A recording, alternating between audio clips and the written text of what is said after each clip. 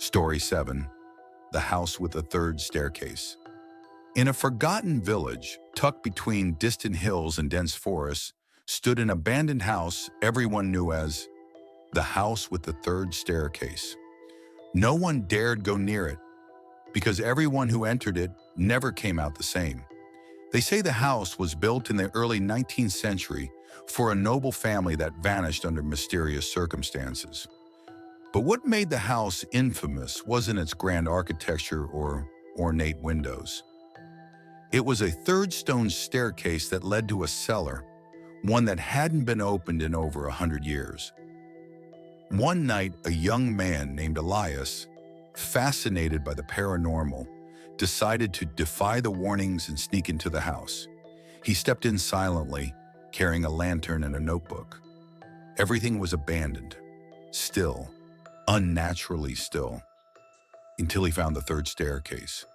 He stepped down one stair, then another, and another. With each step, the air grew heavier, as if something behind the walls was watching. At the final step, he found an old wooden door, carved with symbols in a language he didn't recognize. He opened it, and suddenly found himself inside a room filled with mirrors. But none of them reflected his image. There were faces, countless faces, staring at him from behind the glass. Faces without eyes, screaming without sound. Then a whisper came from behind him, calling his name.